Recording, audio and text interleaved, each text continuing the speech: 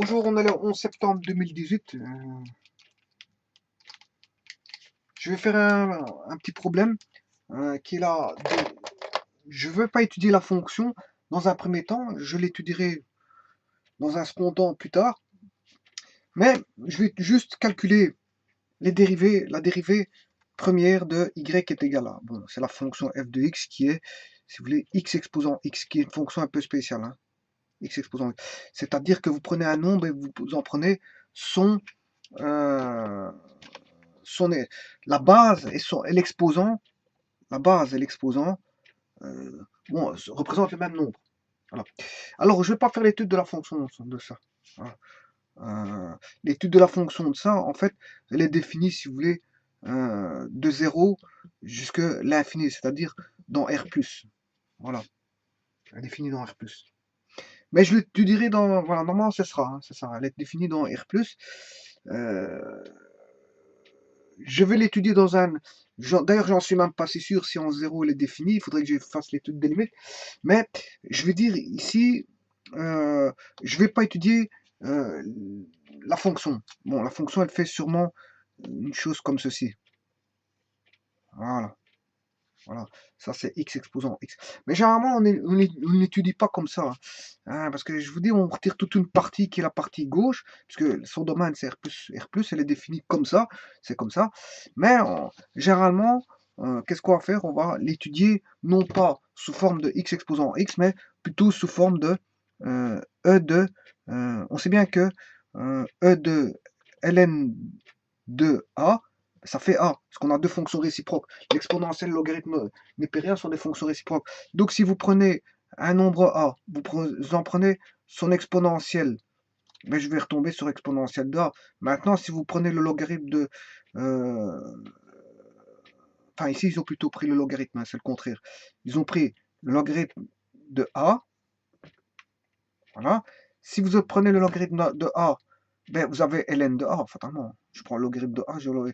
Maintenant, si je prends l'exponentielle du logarithme de A, mais je retombe sur A, parce que c'est deux fonctions réciproques. Réciproque, ça veut dire on retombe sur l'argument de départ. C'est comme si on n'avait rien fait, si vous voulez.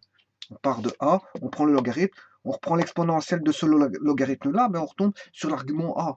Voilà, c'est comme ça, c'est les fonctions réciproques, c'est comme ça. La réciprocité, la réciproque, en fait, c'est, vous prenez un argument, que ce soit n'importe quoi, un angle ou peu importe, vous en prenez sa fonction, une fonction, une fonction quelconque. S'il existe une réciproque de cette fonction, mais on retombe sur le nombre de départ. C'est comme ça, c'est les fonctions réciproques.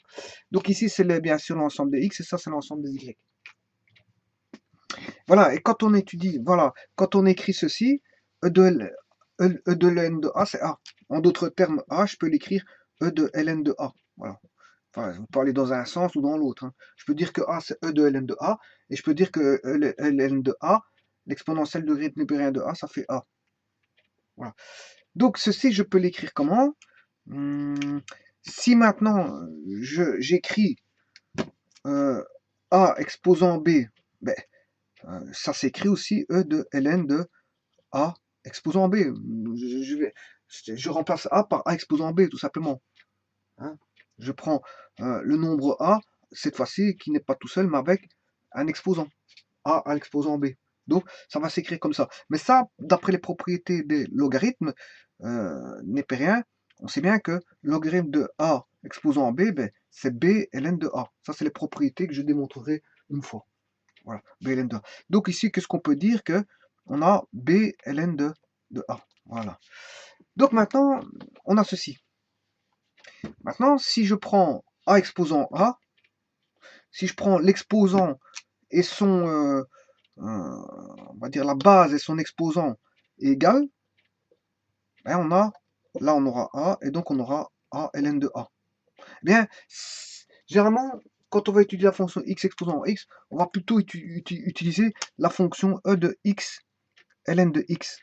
Voilà. Parce que ceci, ça s'écrit E de ln de x, donc E de ln de xx, comme je viens d'écrire ici, AA, eh bien c'est E A ln de A, ce qui fait E de x ln de x. Voilà, ça vient de ceci. Bon, donc, je vais pas étudier la fonction maintenant, mais tout ça pour vous dire que euh, cette fonction-là est définie, je veux dire, dans R+. Voilà. Je chercherai tout, je vais tout chercher plus tard. Je chercherai comment dessiner cette fonction-là par une étude complète. Voilà. Mais bon, ici, c'est pas l'étude complète que je voulais faire, c'est tout simplement euh,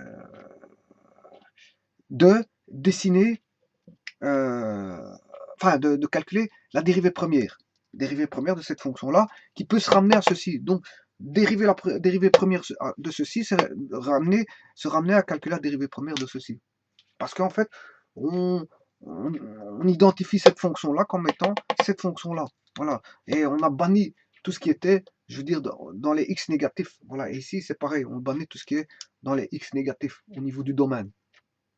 Bon, donc, moi, le but, c'est pas de chercher le domaine, c'est les dérivables en n'importe quel point. Ça m'intéresse pas tout ça ici. Dans ce cas-ci, c'est juste de calculer la dérivée, la formule de la dérivée première, tout simplement la formule. Et de pas savoir où elle est dérivable, où est-ce qu'elle est dérivable ou pas. Ça m'intéresse pas ici. Donc ici, on va calculer ça, donc notre dérivée. La première chose qu'on entrevoit, mais c'est les formules. Et les formules, on sait bien qu'on a une formule qui est comme ceci. Oui, les exponentielles, ce sont ce qu'on appelle des fonctions euh, ou des séries formelles. Enfin, je veux dire, c'est une fonction, je m'excuse, c'est pas une série. Je m'excuse, c'est pas une série. Je veux dire, ici c'est une fonction, c'est la fonction exponentielle. Mais la fonction exponentielle est dite transcendante. Hein. Voilà.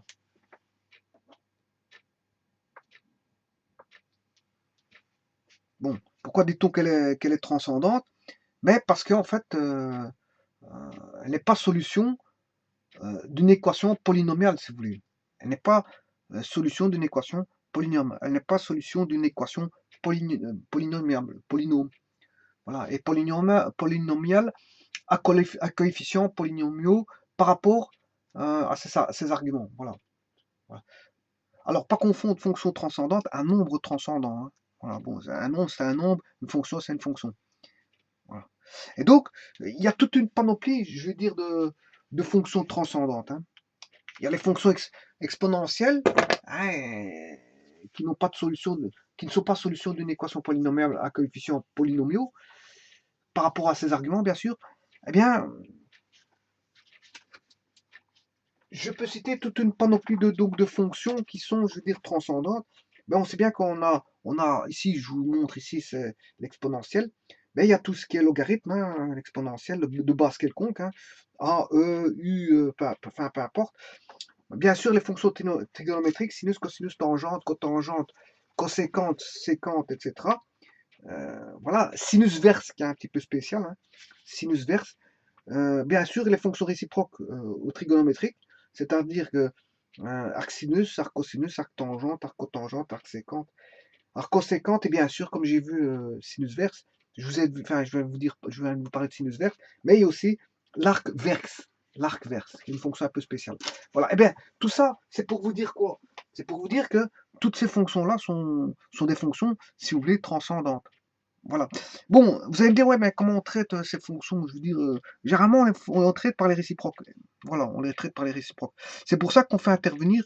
Si, bon, c'est difficile de. Si je ne donne pas cette astuce-là à quelqu'un, ben voilà. Bon, il y a dans certaines écoles, qu'est-ce qui se passe? Dans certaines écoles, euh, voilà. Ce que je voulais dire, dans certaines écoles, bon, le professeur arrive et il vous donne, voilà, ceci à dériver. Il vous donne ceci à dériver. Bon, alors, les gens qui ont vu les calculs de dérivés, ben, ils ont vu des dérivés simples, des dérivés directs, hein. Un polynôme, polynôme du, voilà, fonction polynomiale, les, les fractions algébriques, voilà, à dériver, les expressions algébriques dont des quotients, des polynômes, des trigonométriques directs, par exemple sinus, cosinus, tangente, cotangente, séquente et coséquente. Voilà, donc bon, tout ceci c'est facile à dériver, voilà. Bon, mais maintenant, le professeur, il arrive et il vous donne ceci. Bon, et il faut dériver ça. Bon, vous comprendrez que en ayant ceci, ceci n'a rien à voir avec ceci. Vous comprendrez que le gars, si on lui donne ça, il va rester bloqué fatalement parce que il lui faut d'autres connaissances. Il faut des connaissances basiques pour pouvoir calculer ça. Sans connaissances basiques relatives aux exponentielles, il n'arrivera pas à faire ça. Et donc, lui donner ceci, c'est lui faire perdre son temps. Parce qu'en fait, il ne trouvera pas. C'est pas en cherchant dans sa tête qu'il va trouver. Parce que, je veux dire, ça demande des connaissances. C'est des connaissances et non pas ça ne sort pas de la tête comme on pourrait sortir. D'autant plus que si les connaissances sont, je veux dire, de premier abord, c'est-à-dire que si on a vu que les fonctions polynomiales, enfin, expressions algébriques et les trigonométriques, bon, avec ça, on n'ira pas loin pour calculer ça. Donc, il faut une autre approche. Et cette autre approche, bon, elle est, dans un premier temps, je veux dire, théorique. Voilà, c'est ça que je veux dire. Bon, comme je l'ai dit, théorique, mais je n'étudie pas la fonction ici. Je vais calculer directement la dérivée. Maintenant, si maintenant le professeur vous donne cette, cette formule-là, voilà, AV qui est égal à AV ln de A, et bien sûr la dérivée de V par rapport à X. Hein. Voilà. Bon, est-ce qu'on peut s'en sortir avec ça? On le verra tout à l'heure, mais je ne crois pas. Je ne crois pas. Ça, je ne crois pas qu'on arrivera à se débrouiller à ça. Donc, ce qui veut dire que, pourquoi on n'arrivera pas à se débrouiller avec ça? Parce que ici, c'est une fonction, et là, c'est une fonction, alors que là, c'est une base. Hein. Voilà. Par contre, V, c'est une fonction, là. V, c'est une fonction. Mais là, A, c'est un coefficient qui est une base, qui est constante. Le A est une constante ici. Hein. Donc, on a quelque chose de constant, si vous voulez, on a quelque chose de constant sur une exposant une variable. Alors qu'ici, c'est pas la même chose. Ici, vous comprendrez qu'ici, c'est une variable exposant une variable.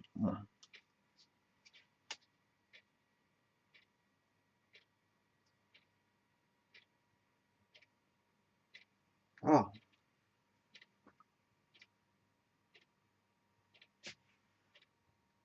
Donc, c'est pas la même approche. Je peux pas utiliser cette formule-là. Parce que là, j'ai une constante exposant une variable, là, j'ai une variable exposant une variable. Autant dire que cette formule-là ne m'intéresse pas du tout. Mais elle va quand même se rapprocher de celle que je vais donner maintenant au niveau des formules. Et là, maintenant, je vais prendre la dérivée de UV. Voilà, UV.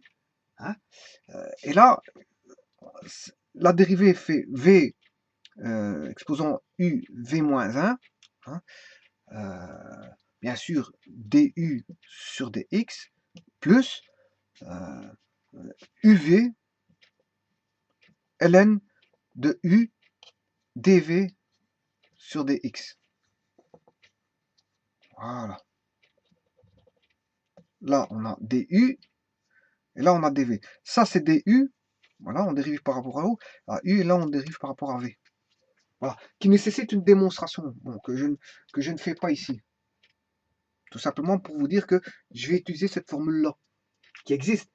Et donc là, à ce moment-là, dès le moment où le professeur donne ceci, ouais, par rapport à la formule précédente, d sur dx de AV,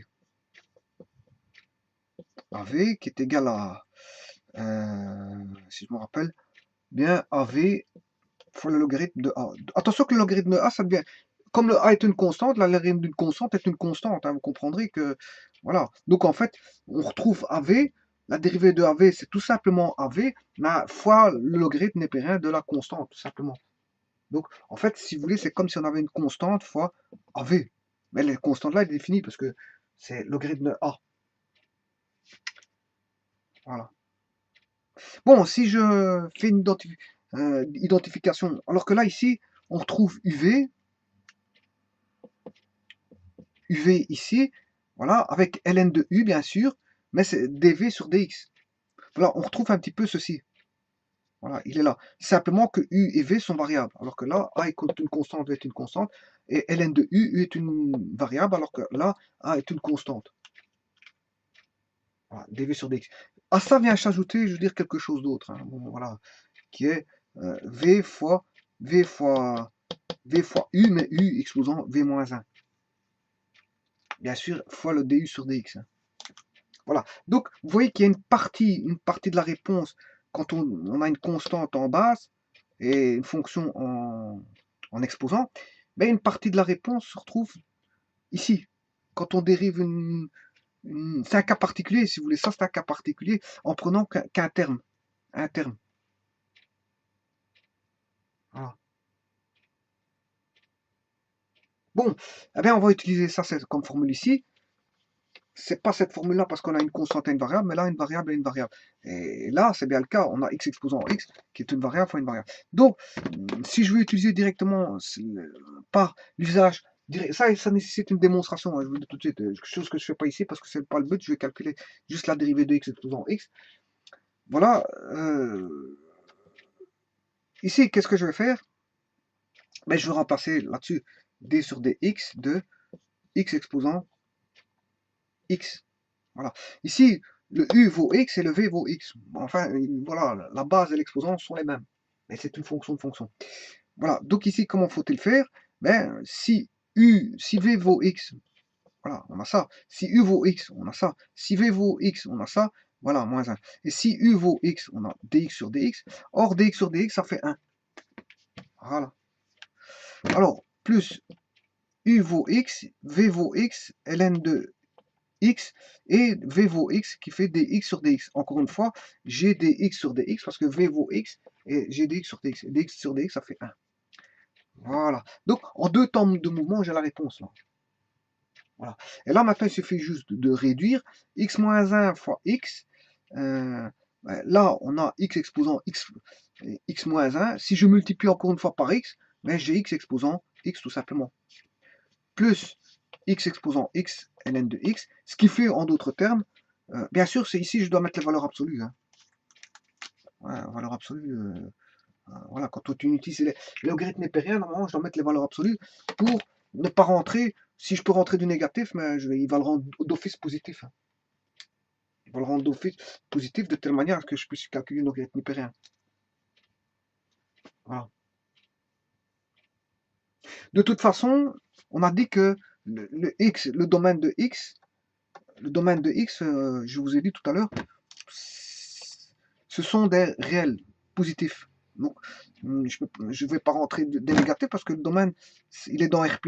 Donc, je peux mettre ceci. Parce que quand la valeur positive d'un nombre positif, mais, enfin, la valeur absolue d'un nombre,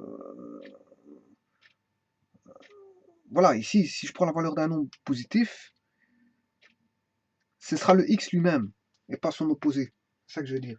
Donc ici, donc de toute façon, je n'ai pas affaire à des opposés ici parce que je ne prends pas des valeurs négatives. Donc voilà.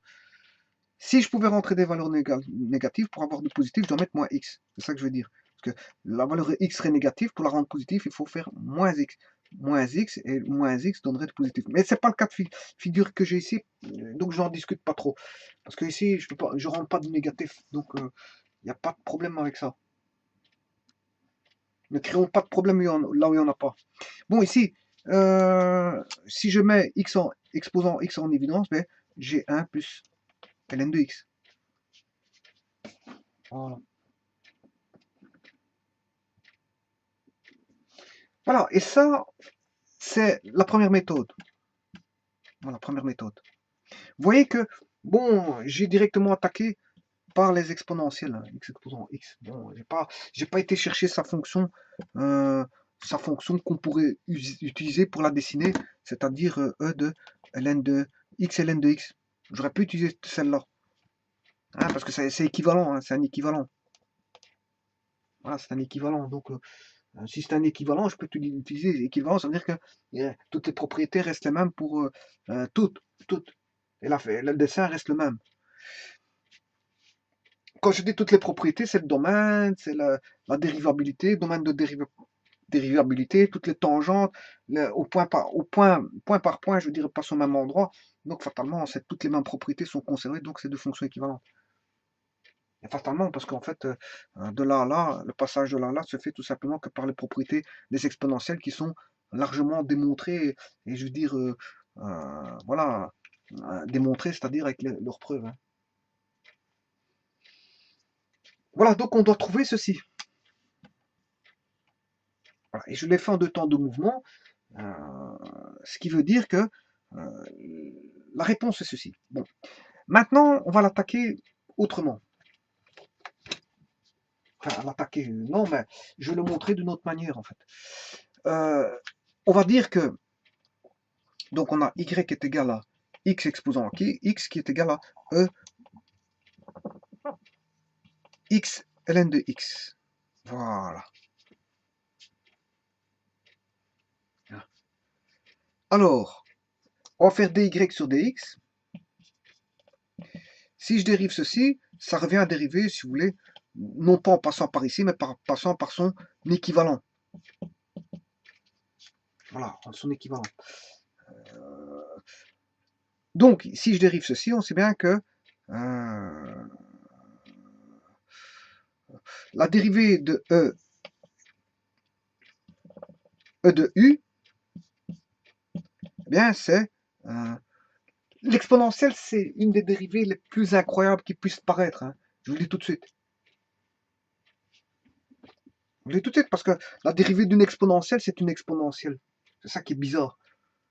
Ouais, on a la dérivée de l'exponentielle, c'est la fonction elle-même. Donc, il y aura des propriétés particulières, notamment quand on verra, je verrai les charges et décharges de condensateur, mais pour tracer les tangentes, vous verrez que c'est un peu spécifique pour tracer les tangentes. Hein.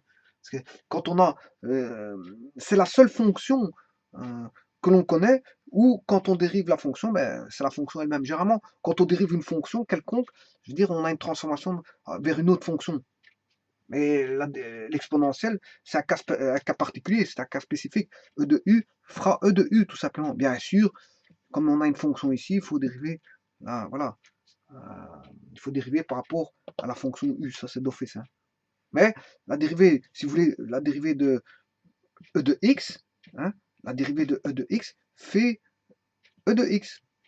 Donc, la dérivée est égale à la fonction. C'est la seule fonction qui existe, qu'on connaît, ou quand on dérive, je veux dire, cette fonction, ben, c'est égal à sa dérivée. La dérivée est égale à sa fonction. Donc ici, on va écrire ceci, on va utiliser cette formule-là, u' est égal à E de u. Bon, eh bien, on va dériver x ln de x dérivé, bien sûr, fois E de x ln de x. Voilà. On va calculer ça. Bon, assez simple, hein, ça c'est assez simple. Pourquoi? Parce que on a à faire un produit. Hein, on a f fois g, la dérivée c'est f' plus f' fois g plus f g'. Voilà. Et la dérivée où f est x et g, je considère que c'est ln de x. Hein. Ou je peux considérer g que x et f ln de x. Pourquoi pas? Bon, la multiplication est commutatif. Peu importe le nom de la variable que j'utilise. Hein. Bon. Donc, pour autant que je respecte que f va donner f', g va donner g, plus f va donner f et g va donner g'. Voilà. Donc, en fait, on a un produit qui va se représenter en une somme de produits où dans chacun des termes, ben, on dérive une fonction. D'un côté, on va dériver f', et de l'autre côté, je vais dériver g'. Rien de plus. Donc, je dérive f' d'un côté en maintenant g, et puis de l'autre côté, je dérive g' en maintenant f, la fonction f. Et après, j'additionne. Donc, je dérive séparément chacune des fonctions, tout en la multipliant par l'autre fonction. Voilà, ce qui va donner quoi? Eh bien, la dérivée de x, ce qui fait 1, fois, je laisse inchanger ceci, plus x qui reste inchangé ici, fois la dérivée de celui-ci. Et la dérivée de ln de x, ben, on sait bien que c'est l'inverse, hein, sa fonction inverse, bien sûr x. Ça, je démontrerai tout ça, ça nécessite des démonstrations. Bon, ouais, mais vous allez me dire, ouais, mais ça c'est quoi? E de ln de x, E de x et ln de x, vous comprenez tout de suite que c'est x exposant x. Voilà. Donc, une fois ln de x, ça fait ln de x.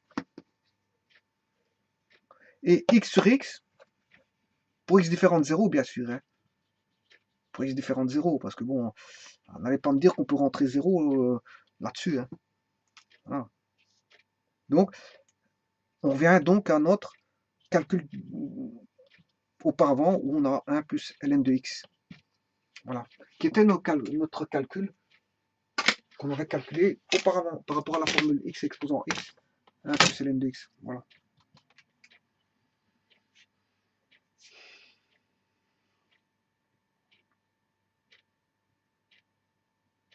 Donc ça, il s'agit c'est une deuxième méthode qu'on peut considérer. Voilà, assez simple. C'est assez simple comme formule. Maintenant, je m'excuse. Je peux considérer une autre fonction encore. Cette fois-ci, en partant tout simplement des fonctions réciproques. Donc on a bien x 1 plus ln de x ici, x fois 1 plus ln de x ici, x fois 1 plus ln de x ici. Bon, elle prend 2 secondes pour la faire, hein, parce que je donne des explications, mais ça prend 2 secondes pour faire ceci. Hein. J'ai rien fait d'autre que, je veux dire, voilà, dy sur dx qui est égal à y prime, bien sûr. Hein. Voilà, y prime. Voilà, je dérive e de x ln de x. Donc je dérive cette fonction-là, je pars à partir de cette fonction-là, de l'équivalente. Et là, à ce moment-là, je développe. Donc, la première utilise, je veux dire, les formules directes, hein, les formules directes qui nécessitent une démonstration que je n'ai pas faite, bien sûr. La seconde, qui permet de partir à partir de la fonction équivalente de x exposant x. Généralement, on n'étudie pas x exposant x, mais e de x et ln de x quand on étudie la fonction. Hein, pour tracer la fonction, on étudie celle-là et non pas celle-là. Voilà. Voilà, on risque de retrouver des aberrations si on étudie celle-là. C'est pour ça qu'on a défini par rapport à R+, mais on préfère utiliser cette équivalente-là, voilà, où l'étude se fait plus facilement avec ça que ça. Voilà. Et ça, c'est pas l'étude de la fonction, bien sûr, vous aurez compris, équivalente. Alors, il y a un troisième cheminement possible. Mais cette fois-ci, il faut prendre non pas e de ln de x comme fonction, la fonction équivalente, mais prendre directement cette fonction-là. Alors comment peut-on procéder comme ça? Avec ça, c'est tout simplement, bien sûr, par les fonctions réciproques. Voilà. Bon, alors ici, je vais prendre le logarithme de base quelconque, voilà, et base quelconque, dans chaque membre. Pour autant que je respecte l'égalité, je prends le logarithme en base A dans chaque membre. Il n'y a pas, je ne change rien à l'égalité, je ne change rien dans l'égalité. Et généralement, quand on joue avec les exponentielles, la seule chose qu'on peut faire, c'est jouer avec sa réciproque pour essayer d'éliminer certaines choses. Et donc, la réciproque d'une exponentielle, ben, c'est un logarithme. Bon, je prends un logarithme en base A. Bon, pour simplifier la chose, je vais même prendre pas un logarithme en base quelconque A, mais un logarithme de base E, qui est le logarithme népérien. Bon, là, je veux dire, c'est pour simplifier la chose. Le logarithme népérien, logarithme en base E, c'est ce qu'on appelle le logarithme népérien, logarithme ln. Donc, je vais travailler avec celui-là, et non pas le logarithme en base 10 ou tout autre logarithme. Voilà. Pour des raisons de simplicité, je vais utiliser le logarithme népérien. Voilà, j'aurais pu utiliser le logarithme en base 10, pourquoi pas. Alors, là, à ce moment-là, on retombe, on va retomber sur quoi? On va retomber sur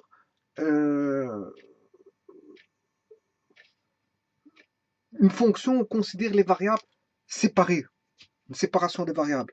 Là, je vais travailler avec une variable y, chose que on ne fait pas en général. Hein. En général, on attaque directement avec la variable x. On n'attaque jamais avec la variable y. Maintenant, quand on fait des études supérieures, oui, il se peut qu'on commence à faire des calculs en séparant les variables, en calculant en dérivée sur l'une ou l'autre variable. Oui, hein, ici, on a deux variables, on considère qu'on a une fonction à deux variables, y et x, et que je vais manipuler x au niveau de la dérivée, et y au niveau de la dérivée, chose qu'on ne fait pas, je veux dire, quand on est dans les études, je veux dire, inférieures, on attaque directement la dérivée de x, voilà, indépendamment d'y. Voilà, comme je l'ai fait précédemment. Précédemment, j'ai calculé tout simplement e de x ln de x sans toucher au y. Alors qu'ici, je vais manipuler le y. Voilà. Et si je manipule le y, mais là, si je fais la dérivée, bien sûr, pour respecter l'égalité, je dois faire la dérivée dans les deux membres. Et si je dérive dans les deux membres, ici, on a 1 sur y, fois, il faut considérer la dérivée de y par rapport à x. Voilà. Et là, ça va donner ouais, avant de dériver ça, je vais réécrire x ln de x dérivé par les propriétés des logarithmes népériens. Et ça, c'est facile.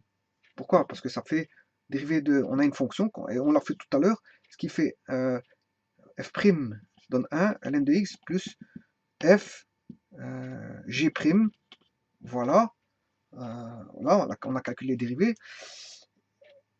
Et maintenant, j'ai besoin juste de dy sur dx.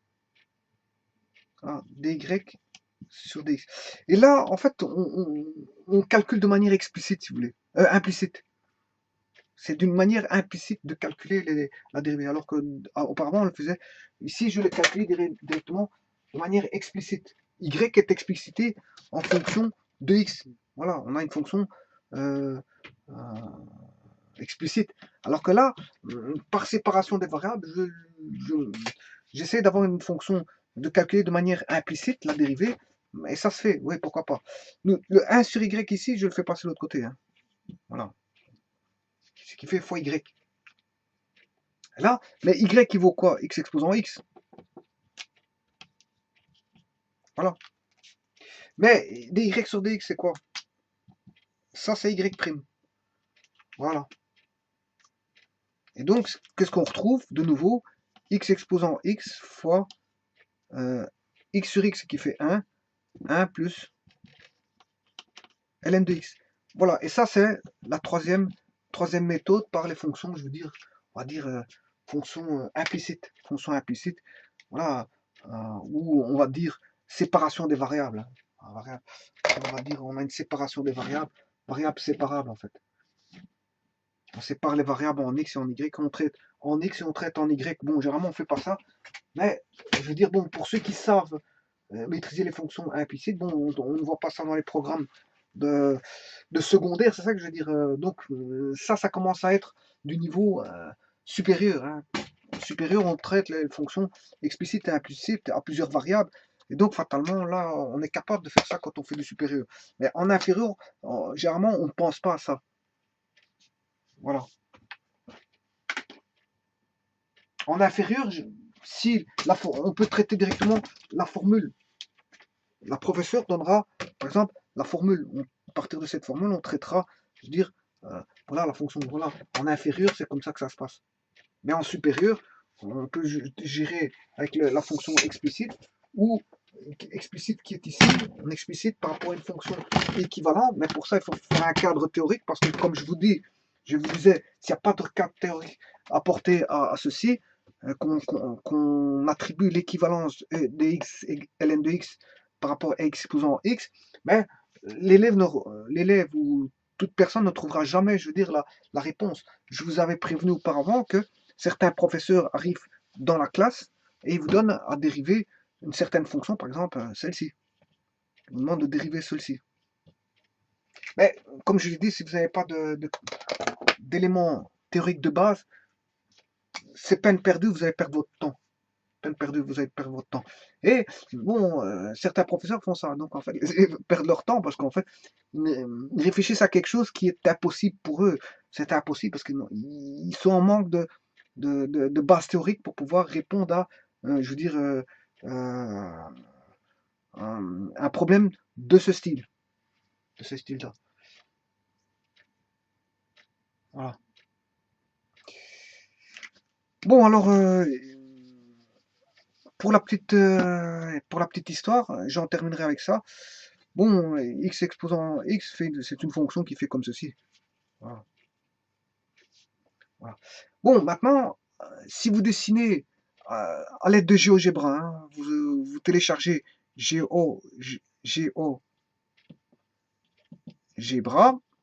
et allez dessiner certaines fonctions que je vais vous donner maintenant. X exposant moins x exposant moins x exposant x, qui est celle-là, ouais, et bien sûr moins x exposant x. Bon, ces deux-ci sont opposés, hein, tout comme ces deux-là sont opposés. Ces deux fonctions opposées, ça c'est deux fonctions opposées, et vous allez voir un beau petit dessin. Voilà, vous allez voir un beau petit dessin qui va se dessiner. Hein, on va voir une espèce de corte là, voilà.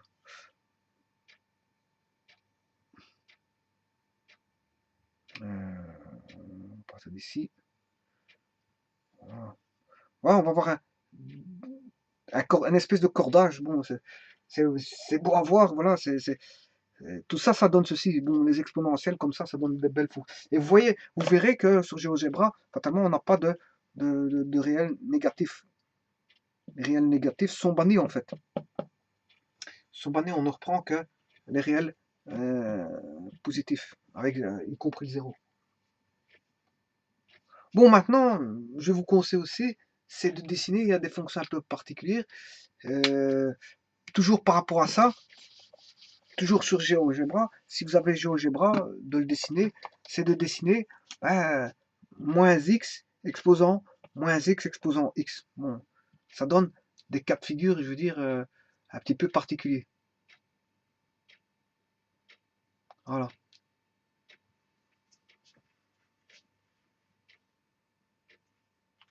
Voilà, je vous remercie beaucoup.